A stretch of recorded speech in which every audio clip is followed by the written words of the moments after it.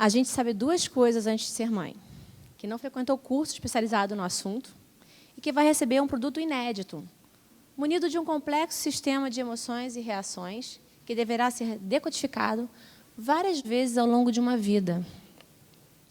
Mas logo chegam os conselhos não solicitados, piorando a sensação de que tem algo que vai acontecer para complicar de vez a nossa vida. Exemplos: prepare-se para nunca mais dormir. Ou, espere até chegar à adolescência. Mas não é que complica mesmo? O filho complica a vida da gente. E já na largada, na infância, com essa história de não falar o que está sentindo, e depois, quando mal começam a se expressar, tratam eles mesmos de nos passarem as notificações não solicitadas. A minha caçula disse aos 3 anos para o pai que nunca mais ia obedecê-lo, só quando ele mandasse ela tomar sorvete. Eu falei: viu só que te espera? E a complicação não é só lidar com crianças espertinhas, adolescentes rebeldes, nem, enfim, as noites em claro. O desafio é cuidar dessa pessoa ou dessas pessoas e de si ao mesmo tempo. Porque quando a gente se torna mãe, a gente perde certas regalias. Isso ficou claro para mim no dia que eu peguei minhas 2 filhas, combinando que, quando elas tiverem quartos separados, nenhuma entraria no quarto da outra sem pedir permissão, sem pelo menos bater na porta. E esse acordo foi feito na maior paz. Pareciam que estavam muito acostumados a esse procedimento, sabe? Eu disse: ótimo, vamos começar já, com o meu quarto. Sabe 2 crianças te olhando com aquela cara de: do que você está falando? Ah, eu não posso. Prazer, sou mãe. E eu sei por que passo por isso. A minha filha mais velha me deu a explicação. Mamãe, eu e Carolina somos apenas irmãs. Você é nossa mãe, né? Ah. Eu sou aquela pessoa que não tem privacidade na própria casa.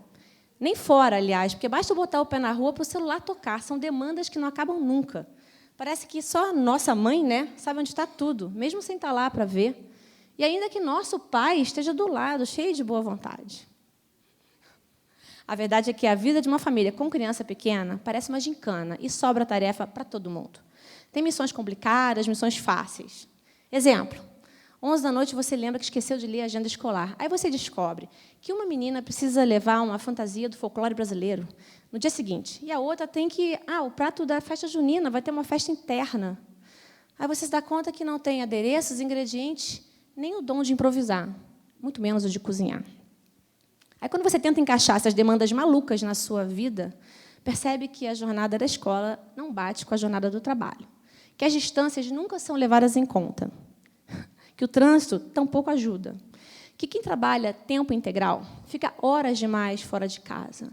E daí que aquela sensação de que tem algumas áreas ficando descobertas deixa de ser um pressentimento, passa a ser uma certeza. Porque a gente não pode tudo. Quem leva a sério o papel de pai e mãe sabe que educar é um processo que passa por escolhas, porque requer presença, diálogo, muito afeto.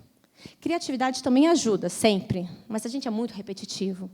Repete todos os dias as mesmas coisas, porque dá trabalho explicar e comunicar à criança aquilo que ela ainda não entende, que é basicamente muita coisa.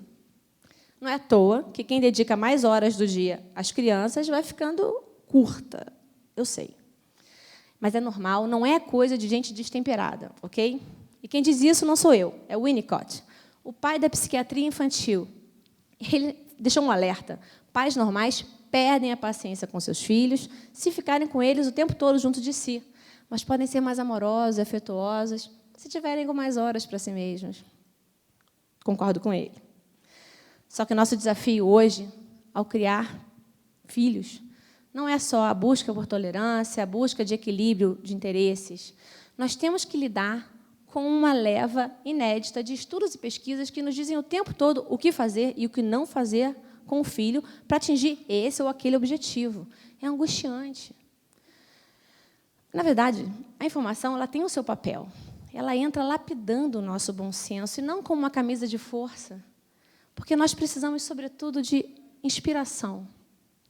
Até porque nós, que temos filhos pequenos e que estão crescendo, estamos ou vamos passar por uma das fases mais dolorosas da vida, segundo a psicanálise, que é quando o filho descobre que nós não temos todas as qualidades que ele tanto imaginava.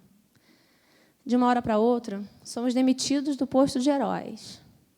No auge da raiva, chego a dizer que somos os piores do mundo, uma comparação injusta, porque também estamos em busca de reconhecimento. Mas eu tenho uma boa notícia. Nós precisamos abraçar o conceito dos pais suficientemente bons, defendido por Winnicott, e que tem passado batido por essa neura de acertar, de fazer tudo certinho como mandam os manuais, sei lá, que alguém escreveu. A perfeição não vai ajudar. Pais bons o bastante são capazes de criar filhos perfeitamente sadios. Porque as teorias, elas ajudam. Ainda bem que sabemos o quanto a infância é importante para a nossa saúde mental.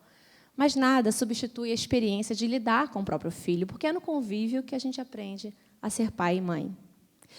São essas crianças com essa cara cheia de dúvidas, de quem não está entendendo nada que está acontecendo ao redor, que vai nos ensinar os segredos da maternidade e da paternidade. E o melhor é que elas fazem isso nos inspirando a sermos pessoas melhores. Porque o que eu tenho observado na minha casa, graças aos meus 2 exemplares, é que criança tem muita facilidade para rir e para sonhar. É meio caminho andado para 2 virtudes altamente recomendadas para essa jornada chamada vida, que é o bom humor e a capacidade de sonhar. O bom humor é aquela sabedoria que nos falta muitas vezes. E rir de si mesmo é algo que a gente pode aprender a fazer, tanto quanto andar de bicicleta. Teve um dia que a minha filha mais velha chegou da escola muito chateada. Perguntei o que tinha acontecido. E ela disse, foi na aula de música. Letícia tem 9 anos e ela quer ser cantora. Eu pedi para cantar. A gente estava formando uma banda. Tá, e o que aconteceu? Eu fiquei com chocalho. Fiquei um pouco em silêncio, né? E tentando ser neutra, eu disse, realmente, tocar chocalho é bem diferente de cantar, não é? E alguma coisa no olhar daquela menina me disse, essa história está virando piada. E a distância era tão grande entre a expectativa e a realidade que ela caiu na gargalhada e me liberou para rir também, né? E é sensacional você perceber o exato momento que uma criança começa a aprender a arte de tocar chocalho na vida. Quem nunca? O bom humor, ele transforma a tragédia em comédia. É o filtro que muda o seu olhar sobre a história e te permite recontá-la, se for necessário. Quem ri de si mesmo tem uma versão muito mais legal para contar. Porque o que ficou desse episódio do chocalho lá em casa, e que eu conto aqui, não foi a decepção de não ter sido a cantora, mas a lição de que desapontamentos também têm seu lado engraçado. Melhor, tragicômico. É a narrativa que muda. E narrativa faz toda a diferença. Gabriel Garcia Marques, no início de sua biografia, ele faz uma ressalva muito interessante. Ele diz o seguinte, a vida não é aquilo que a gente viveu, mas aquilo de que a gente se recorda e como recorda para contar depois. A outra virtude infantil que eu acho que faz toda a diferença é sonhar. Crianças sonham acordadas e dormindo o tempo todo. Já repararam? Lá em casa, até hoje, Carolina, mais nova, que está com 6 anos, tem esse hábito de contar o sonho da noite anterior, em detalhes. São histórias mirabolantes, fantasia e realidade, passado, presente e futuro, se misturam em histórias incríveis. Isso faz tão parte do nosso hábito, já que um dia, intrigada, ela me perguntou, mamãe, adulto sonha também? Eu, claro, né? Mas tive que admitir para mim mesma que a gente não sonha como as crianças. As crianças sonham tanto e desejam com tanto ardor que elas defendem aquilo que elas querem fazer com o corpo, é físico, elas esperneiam, batem o pé. E nós? Eu não estou sugerindo que vocês comecem a se jogar no chão do shopping toda vez que quiserem alguma coisa, ok? Mas se perguntem, honestamente, tem algum sonho aí pelo qual você seria capaz de espernear? Você é tão fiel assim aos seus desejos? Não somos apenas pais e mães. Muitos ainda são apenas filhos, companheiros, profissionais em busca de um rumo, pessoas desejosas de uma vida com sentido. E essa receita pode desandar. É muito fácil.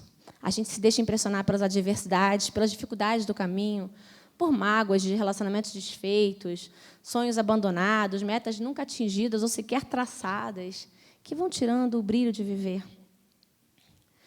Mas sonhar nos impede de entrar no modo automático. O sonho é o que vem antes da realização. E, ao parar para escutar as minhas filhas, eu pude ouvir a voz de uma outra criança que eu conhecia muito pouco. Eu mesma. E eu era uma criança sonhadora. Aqui estamos no futuro. Chegamos. O que fizemos com os nossos sonhos? Foi a minha criança que fez eu arrumar um espaço nessa gincana maluca de mulher-mãe que trabalha fora para dar conta da escrita do meu primeiro livro, porque a minha criança disse, eu vou ser escritora. E não é coincidência eu ter me dedicado ao meu sonho depois de me tornar mãe, porque ficou mais fácil resgatar essa infância com 2 crianças sonhando o tempo todo do meu lado. A nossa história de vida está marcada por decisões conscientes e outras tantas que tomamos, muitas vezes, sob inevitável influência do acaso. O fortuito está lá, atrás da cortina, à nossa espreita. Não estamos no controle. E esses ingredientes também valem para a vida dos nossos filhos e para a educação que damos para eles. Isso gera uma certa vulnerabilidade. Como assim uma missão que dá tanto trabalho, na qual investimos tanto amor e não nos dá nenhuma garantia no final? Pois é, mas é uma história que faz muito mais por nós mesmos. Então, nós podemos encará-la sob uma nova perspectiva, a de quem sabe que, ao cuidar de um filho, cuida também da criança que foi e ainda é. Amplia o sentido da própria existência, enquanto pratica virtudes que dão mais graça e leveza à vida. E então, como sugerido por Garcia Marques, poderemos narrar a história dos nossos filhos, não como um tempo de sacrifícios, mas como uma época que nos deixou lições inesperadas, como sonhar mais e rir de nós mesmos. Muito obrigada.